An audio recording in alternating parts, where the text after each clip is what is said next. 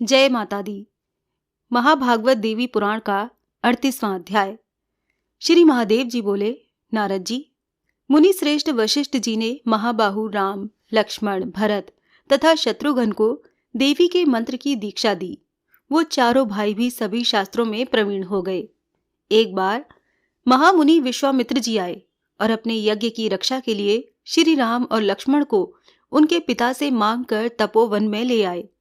वहां महाबाहु श्री राम ने भयंकर राक्षसी ताड़का का वध करके मुनि को संतुष्ट किया और उनसे दिव्य अस्त्र प्राप्त किए। मुनिवर फिर घने जंगल में जाकर यज्ञ में विघ्न करने वाले सुबाहु नामक राक्षस को उन महाबली ने एक बाण से भस्म कर दिया। एक दूसरे बाण से युद्ध के लिए उन्मत्त मारीच नामक राक्षस को अपने बाहुबल से उत्साहित भगवान राम ने समुद्र में फेंक दिया। तब मुनिवर विश्वामित्र के साथ रघुनंदन राम मिथिला नगरी को गए और मार्ग में ब्रह्मा की पुत्री अहिल्या का शीघ्र ही उद्धार किया। महामुने तब जनकपुरी में जाकर महाबली श्री राम ने भगवान शिव का अत्यंत कठोर धनुष तोड़ा। तब राजा जनक संतुष्ट हुए और उन्होंने वयोवृद्ध राजा दशरथ को पुत्रों सहित अपने नगर में सम्मान पूर्वक बुलाया तथा महान उत्सव सहित उनके चारों पुत्रों को अपनी 4 कन्याएं समर्पित कर दी। मुनिवर उन्होंने श्री राम को सीता, लक्ष्मण को उर्मिला, भरत को मांडवी और शत्रुघ्न को श्रुतकीर्ति नाम की सुमुखी कन्याएं प्रदान की। उनमें सीता यज्ञ भूमि के शोधन में प्राप्त हुई थी, उर्मिला उनकी औरस पुत्री थी और अन्य 2 मांडवी तथा श्रुतकीर्ति उनके भाई की कन्याएं थीं।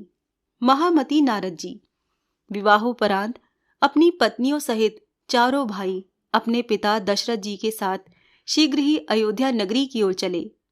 मार्ग में उन्हें बलाभिमानी भृगुपुत्र परशुराम मिले और महाबली श्री राम ने उनका अभिमान चूर चूर कर दिया। महामते, अयोध्या नगरी में आकर राजा दशरथ ने अपने मंत्रियों के साथ श्री राम के राज्याभिषेक की तैयारियां प्रारंभ की।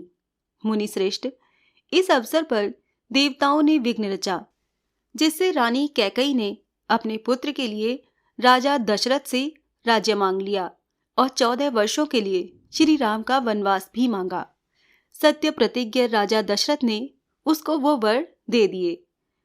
अतः सत्य पराक्रमी श्री राम ने राज्य का त्याग करके सीता और लक्ष्मण सहित दंडकारण्य की ओर प्रस्थान किया। मुनिवर रावण के वध के निमित्त जगदम्बा भवानी का मन में स्मरण कर उन्हें बारंबार प्रणाम करके आश्विन शुक्ल दशमी को रघुवर श्री राम ने माता पिता और गुरु वशिष्ठ के चरणों में प्रणाम करके यात्रा प्रारंभ की।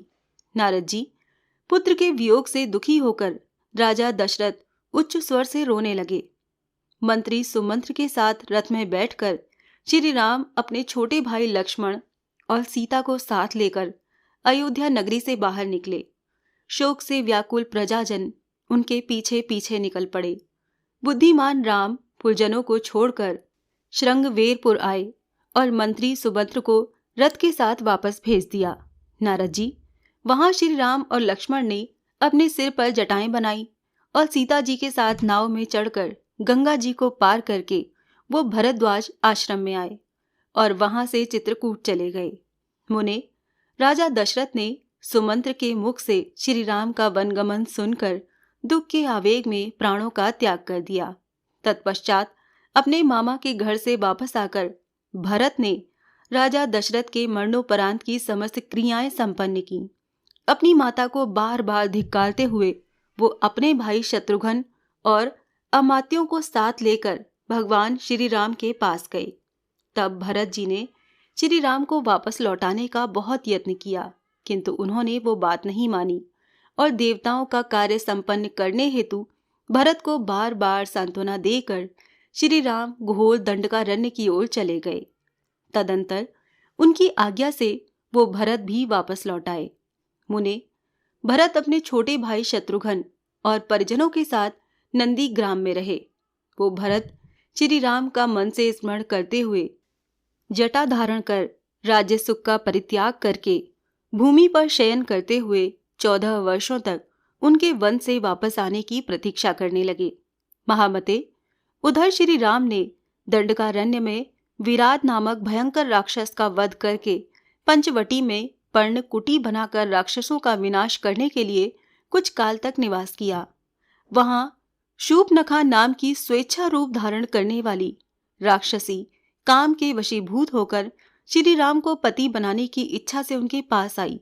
मुनि श्रेष्ठ भाई की आज्ञा से लक्ष्मण जी ने उसे दुष्टा राक्षसी जानकर उसके नाक और कान खड्ग से काट डाले।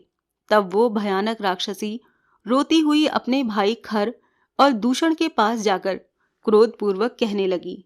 शूर्पणखा ने कहा, भाई, अयोध्या के राजा श्री राम अपने भाई के साथ दंडकारण्य में आए हैं। उनकी दूर्वावल के समान श्याम छवि है। उनकी पत्नी भी उनके साथ आई हैं। वो जैसी रूपवती है वैसी स्वर्ग, मृत्युलोक या पाताल में कहीं देखी सुनी नहीं जाती। मैं उसे आपके लिए ला रही थी, लेकिन श्री राम के भाई ने मेरे नाक कान काट डाले, इसीलिए मैं आपके पास आई हूँ। श्री महादेव जी बोले। उसकी ये बातें सुनकर राक्षस खर और दूषण 14,000 राक्षसों के साथ उस जंगल में गए जहां श्री राम विराजमान थे। श्री राम ने अपनी बाण वृष्टि से उन सभी आए हुए राक्षसों को मार डाला। महामती नारद जी, तब शूर्पणखा ने लंका में जाकर शोकातुर होकर सारा वृतांत रावण को कह सुनाया। उसने उसकी बातें और सीता के अनुपम सौंदर्य के बारे में सुनकर काल के वशीभूत होकर उनका हरण करने का निश्चय किया। तदंतर ताड़का के बेटे मारीच को सहायक बनाकर सीता के हरण की इच्छा से वो रावण उस वन में गया। मारीच ने श्री राम के द्वारा अपनी मृत्यु निश्चित जानकर माया से स्वर्ण मृग का रूप बनाया और वो श्री राम को अपने आश्रम से बहुत दूर ले गया।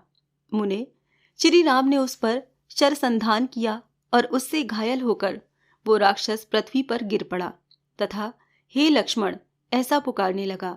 जनक नंदिनी सीता ने उस आवाज को सुनकर श्री राम की पुकार समझकर लक्ष्मण को तुरंत उसी ओर भेजा। इसी बीच उस दशानन रावण ने भी वहां आकर भगवती लक्ष्मी की अवतार जानकी का बलपूर्वक हरण कर लिया। यद्यपि वो महादेवी उसे उसी समय भस्म करने में समर्थ थीं, किंतु उन्होंने ऐसा नहीं किया क्योंकि रावण उनकी देवी रूप में सदा उपासना करता था। पक्षी श्रेष्ठ जटायु ने राक्षस द्वारा हरण कर ले जाई जाती हुई उन सीता को बचाने के लिए दुष्ट राक्षस के साथ युद्ध किया। देवर्षि श्रेष्ठ राक्षस श्रेष्ठ रावण ने बलपूर्वक उसके दोनों पंख काट डाले और वो सीता को लेकर रात्रि में लंका को चला गया। उसने भगवती सीता को सुंदर अशोक वाटिका में रखा। जलती हुई अग्नि के समान तेजस्विनी उस सती पर बल प्रयोग करने में वो समर्थ नहीं हुआ। इसके पश्चात अपनी स्थिति से रावण के लिए कल्याणकारिणी लंकेश्वरी देवी ने लंका से अंतर्ध्यान होने का मन बना लिया। महाभागवत देवी पुराण का 38वां अध्याय यहाँ पर समाप्त होता है। जय माता दी।